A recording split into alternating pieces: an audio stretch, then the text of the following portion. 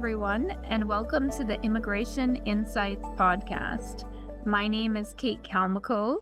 I co-chair the Global Immigration and Compliance Group at Greenberg Traurig, and I am your host. I'm honored today to be joined by Marko Issever, a very prominent speaker, a broker-dealer, a veteran of the EB-5 industry. And we're going to be talking today about the role of a broker-dealer in EB-5 offerings. Marko, can you tell us a little bit about yourself, your experience, and your work before we get into the program? Yes, thank you, Kate. It is actually my honor to be in this podcast with such a prominent immigration attorney like yourself. You're just too modest, but the credit should be, the credit is due here, and you deserve it. On the other hand, you called me a veteran, which I appreciate, but if I am a veteran, I'm really a veteran of interest rate swaps. That's what I really know. I know derivatives, I know interest rate swaps, I know banking. As far as EB-5, it's really a 10-year thing for me. Started this about 10 years ago. And so something like I picked up, I guess, because of my background. Used to run the derivative desk of Bank in New York before this. And I'm happy that I almost stumbled to this industry, to be honest with you, and have the pleasure and honor to meet with people like yourself. Thank you And so work with much. people like yourself. So many kind words. Thank you, Marko. So tell us a little bit about why EB-5. What does a broker-dealer do in the EB-5 space? And why does a project need to work with a broker-dealer? Why do investors need to work with a broker-dealer? What role do they have in due diligence? Yes. Without a broker-dealer, I really want to say that an investor would be pretty much at a loss, because the alternative is really for, if they have already engaged an immigration attorney, for them to go to several regional centers. And these regional centers will basically, show them their transaction, is going to highlight what is their strength, and the investor would be basically by themselves to be able to compare one project with the other, and they have really very little help in terms of comparing one project with the other, and making sure that they're not really, at the end of the day, putting their money in the wrong place. With the RIA that passed 3 years ago, now more than ever, there is a encouragement, I would say, for investors to be informed. So what do? We represent many projects. We put them in a spreadsheet in different columns, and we have 50 odd criteria that we look at. And I want to say that not every project checks all the boxes. So we're talking about job creation, which is obviously, as you know, very, very important criteria in getting your green card. I'm talking about capital structure in terms of equity in the deal, the stability of the transaction, and maybe more importantly, we're also talking about the footnotes, the stuff that is sort of buried in the PPMs, and typically an investor would get a brochure, and the brochure will highlight very, very sort of outline of a transaction. But as the saying goes, the devil is in the details. And when you look at the PPM, where it has to be disclosed, then the truth comes out. So all of that is a broker-dealer's actually not only function, but a responsibility to explain to an investor, so that the investor can make a informed decision. I just want to say this, which, we are not allowed to have a sort of a biased, conflicted interest in relationship with any regional center whatsoever. So this is the first thing I talk to regional centers when we get together and say, we'd love to represent you. But, truth be told, when an investor comes to us through an immigration attorney, from a referral, however an investor comes to us, we have to show the investor alternatives. In other words, this is really our function so we don't have a conflicted relationship. It's a very important, point that you make. In order to qualify for the EB-5 green card, an investor needs to make an investment in a U.S. business. And for many people, maybe they've never even been in the United States. Maybe they're overseas. And even if they are in the United States, they're unfamiliar with many of these deals. Most EB-5 projects tend to be commercial real estate deals, and investors are putting their money into a fund, a special purpose vehicle, that then is going to provide financing to the project. And for many of them, obviously, we can guide them on the immigration. Job creation, you mentioned, is a requirement for the EB-5 program. Unlike other countries' programs, our program requires that your investment generate 10 jobs per investor. But the investors always want to know, is this a good investment? Is this a safe deal? Does the project have other financing? What does it mean that they have a letter of intent? What if they don't have any equity? What does it mean in terms of position? Where am I in the capital stack? And these are questions, obviously, that they need to discuss with someone like yourself who can explain it to them. And, this list that you mentioned of 50 criteria is very interesting because it sounds like it covers not just the immigration criteria, but also what they need to consider from an investment perspective. Correct. Whether they're going to be in a senior position or whether there is a senior loan and then they're behind it, and there is really no sort of a cookie cut answer. You and I, last year we had a opportunity to talk together. We had a conversation, and back then, if I recall, we were talking about a senior loan being better than a senior position. But things have changed, and this is not a religion that you have to be tied to, and you cannot change your opinion. And I have changed my opinion, believe it or not. Since the last time you and I spoke, I have changed my opinion on that topic. And the reason is because, interest rates have been quite high, and it doesn't make sense anymore for very, very good sought-after projects to go and get a senior loan. Giving the senior position to the EB-5, we know what the benefit of that is. You're the first one that is going to get the money from the capital stack. So that's obvious. And no longer do you have to be suspicious that nobody wants to lend this project money, and that's why they don't have a senior loan. That's not the case. We're seeing many, many very good projects that don't have a senior loan. They have and mind you, when there is not senior loan, in return, what we get is more equity. So we're seeing a lot of 50-50 deals, 50% equity, 50% senior position, EB-5. Typically, we used to see, like a 60% debt, 20% EB-5, and 20% equity. So having more equity and not having somebody above you, it's obviously its advantages.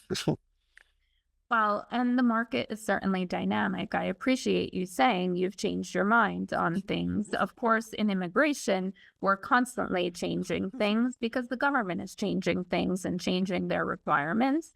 And also there's market changes. And one of the trends that I think we've seen since the Reform and Integrity Act was passed in 2022 is that more U.S.-based investors are choosing EB-5 for their green card path. And I think there's multiple reasons for that. The first being that the RIA allowed them for the first time to file their green card application concurrently with the EB-5 petition, which allows them to remain in the United States, which is critical if your work visa is expiring, if your student status is expiring, and you're looking to stay here. That's super important to you. It also gives work and travel authorization while the green card is pending. And the second reason is India is very backlogged. If you're applying for a green card in an employment-based category like EB-2 or EB-3, you could be looking at delays of up to 60 years, 60, which is wild. Crazy. So a lot of projects now understand that there's this untapped market of US-based investors here in either a student status or a work visa status, and how do they work with a broker-dealer to source those investors to help, match them up and make their project marketable to these US-based investors? Yes. So what you are referring to in the sort of the lingo is the Reg D, what we call the Reg D investors. And the Reg D investors, first and foremost, have to be accredited. So the regional centers directly, when they work with us, with these investors, we have a onboarding mechanism where we check that they are accredited, and they have the wherewithal to be able to invest in the project. But at the same time, I mean, now we're talking about sort of the interplay between immigration and securities laws, with Regulation D, Reg D, being onshore investors. There's a different way in which they can, subscribe to a project versus someone offshore. Right. So there are different exemptions from registration with SEC. So if they are in U.S. soil, they use the Reg D. If they are applying from overseas, then they can use Reg S. So just technically speaking, they must have heard it while they are outside the first time about the project. Very difficult to prove, but that's what Reg S would require. And they have to apply from overseas. So that really is applicable for people who want to move as a family. They're overseas. Not the type of people that you're talking about. So the type of people you're talking about, the students, mostly Chinese, maybe others, but mostly we're seeing tremendous amount of Chinese students with F1 visas taking advantage of this concurrent filing aspect. And, as you said, in the Indian market, H1B H1B visa holding Indian workers, their EB2, EB3, not in this lifetime. They're going to have to, find another alternative. So we hold, joint seminars. Working with a broker-dealer lends credibility to the regional centers projects, because obviously we wouldn't be doing those joint marketings if we didn't believe that the project hold water. We put the project through the scrutiny. And I have to tell you, Kate, there are so many more projects that we reject. And we don't put them into our portfolio of offering, or than the ones that we do take. And that once it goes through that process, then we can market those projects together. Yes. What about EB-5 projects looking to raise money for the first time? Obviously we've been through really an up and down, really since COVID, with the markets, with interest rates, which you mentioned, and EB-5 financing remains attractive to many groups. But it seems that, for many of them, it's daunting because there's securities laws, there's immigration laws, there's marketability. What advice are you giving to them in terms of getting into the EB-5 game or not? It's a great question. I was talking about it actually yesterday with a colleague of yours about this, because it's really, everybody's trying to find the right answer for your question. And I really want to say it depends. It really depends what kind of project we're talking about here, because we're talking about first time. So first time, at least on the developer side, there's no track records. So no track record on the developer side has to somehow be matched with some kind of a track record, at least on the regional center side.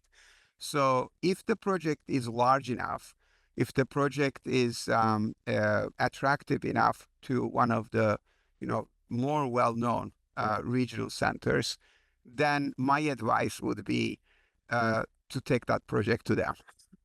And once they, team up the developer with an established regional center, the mere fact that the regional center has looked at the project and decided that this is, a project that will probably be placeable, I think that would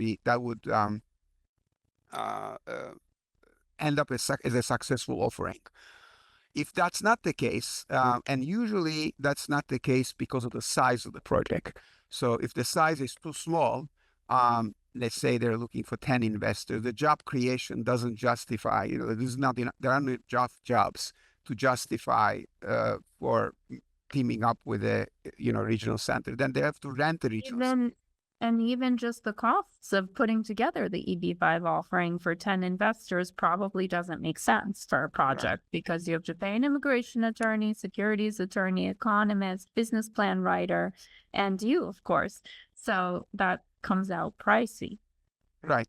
So for those projects, I think the only realistic, the only realistic recommendation I can make is sometimes they are sponsored, or the developers are foreigner themselves. So in other words, they have their own sort of their own potential investor base. So in those cases, I think it's more hopeful, where they can come to a place, a company like yours, where you will help them with the paperwork with the offering. We can definitely give them advice how to make the project attractive, whether it's the rate, whether it's the capital stack, whatever it is. All those criteria that we're talking about, the ratios, as I call them, you can make the ratios, strong enough so that when they go out themselves, they will be able to find, reception. But unfortunately, many of the times, I have to say this, that they don't listen to us, and they're just too attracted, with the overall cost, the attractiveness of the funding, and they go and spend all this money upfront, and they unfortunately cannot get investors, and that's very sad.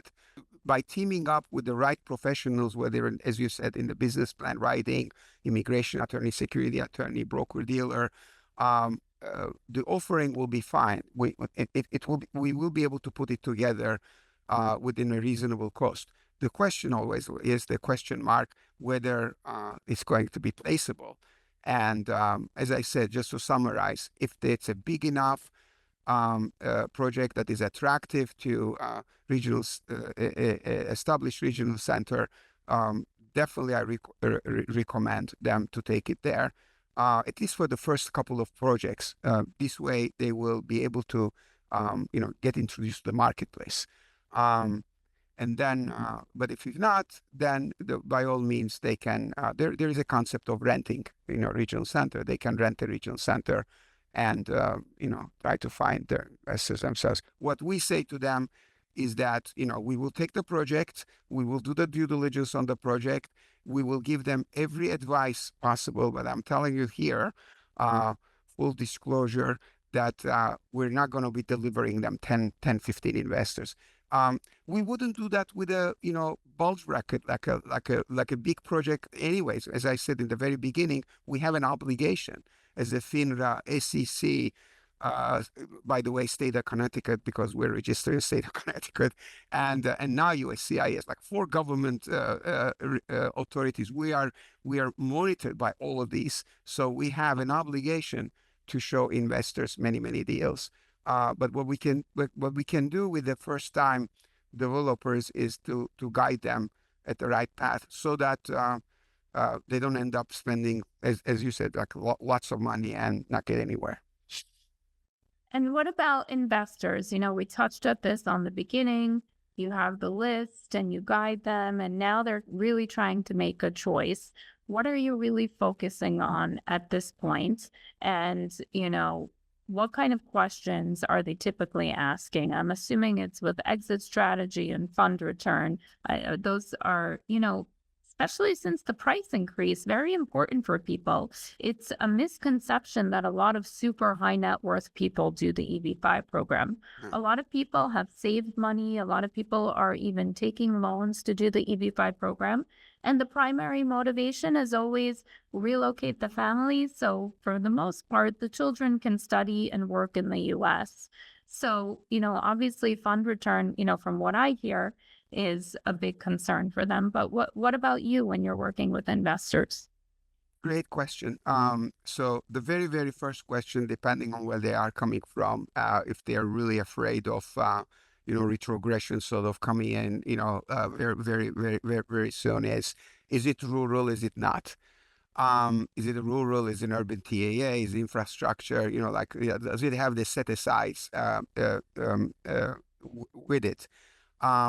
Some have this, I would say, a misconception that a rural deal is risky and an urban TEA is less risky. I would say that there are risky rural projects and non-risky rural projects, and there are risky urban TAs and non-risky urban TAs, because that's just one criteria, but from many. The capital structure, the track record, all of these come into play when we're looking at the exit strategy. 100%. How are they planning to refinance or sell the project to be able to pay the investors? Where in the capital stack this investor is? All of these things we're going through with the investor while they're selecting the project. Many of them, not surprisingly, are also very sensitive on the tenor. So there is no conversation that goes without, asking my opinion about the lawsuit that is going on between IIUSA's, plead, I guess, and USCIS. People are puzzled that, the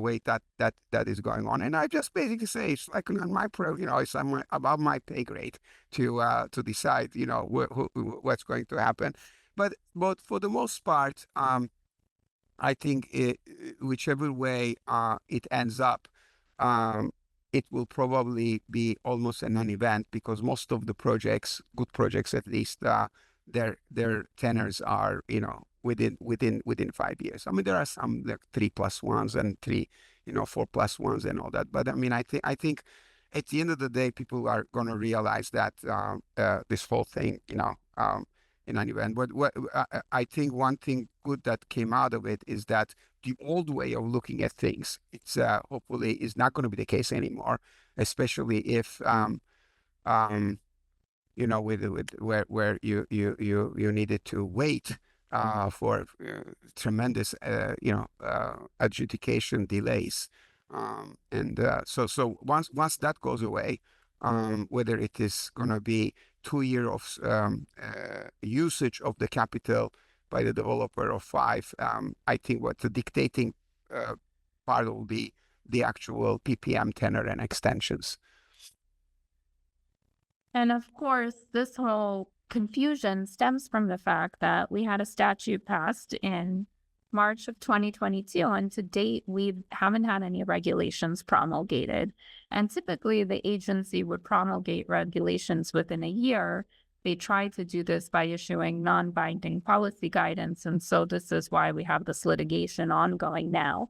And now we're sort of halfway through the reauthorization of the EB-5 program. The program is now set to expire September 30th, 2027, and investors have to file by September 30th, 2026 to be grandfathered under the RIA of 2022. So I don't even know at this point if the agency has any intention, because they haven't said it publicly, to promulgate regulations at this point. And who knows what, this program will look like, if it'll be reauthorized, if it is reauthorized, what it will look like. And of course, we have the proposal of the gold card by the new administration, and it'll be interesting to see if that will be impacting EB-5 in any way. But that's a discussion for a different podcast, probably. So Marko, we've talked about how you work with investors, how you work with projects, how you work with regional centers. How do you work with immigration attorneys? How do we work together, to help our clients pick a successful project, get them through the EB-5 process all the way through until they get the permanent green card and even naturalize if they so desire? Thank you very much for this question.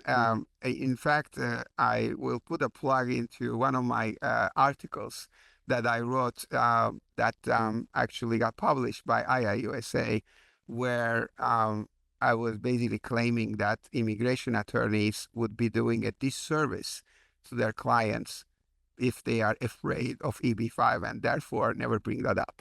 So it's incredible, because and we're talking about immigration attorneys that have been in business for a long time.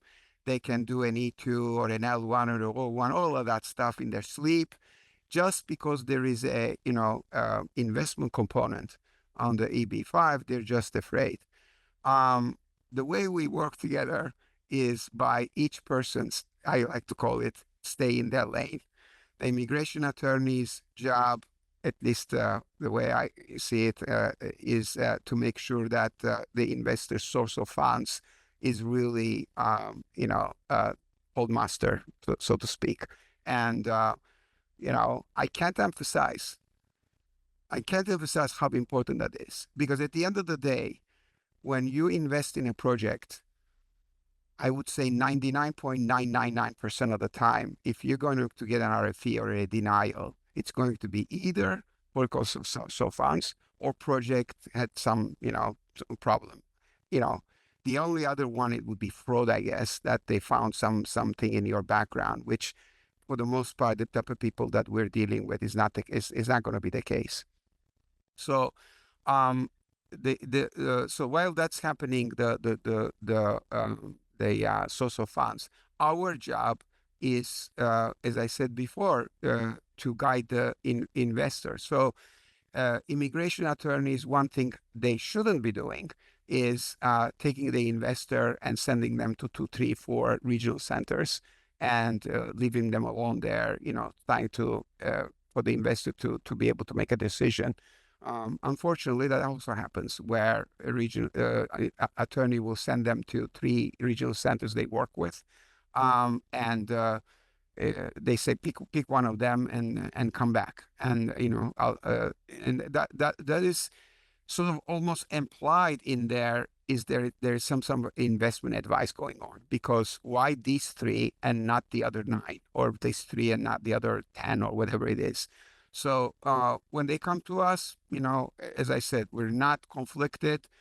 At the end of the day, we're not bound to any one of these regional centers, any of these projects. What we want to do is we want to match the investors, for lack of a better term, utility curve. In other words, their risk return sort of appetite to the projects in the marketplace.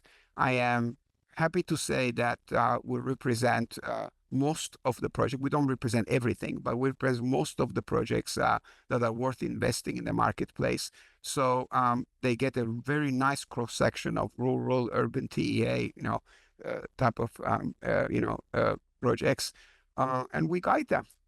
So this way, the immigration attorney can sleep, that they know that their investor is being taken care of. Their client is being taken care of in terms of the investment side of things, so they can focus on, the immigration aspects of the 526 petition. Excellent. Well, thank you so much, Marko, for appearing today on our podcast, for sharing your insights. I think people don't talk enough about the role of a broker-dealer in EB-5 offerings, but it's absolutely necessary. It's necessary for the project. It's necessary for the investors and for the community in general, because you certainly perform tasks that, for example, I cannot, right? when investors need investment advice, they need to know who to go to and what to look at in deciding on a project. So thank you so much. Thank you. Thank you for the opportunity, Kate. It was a pleasure and honor to be in your program.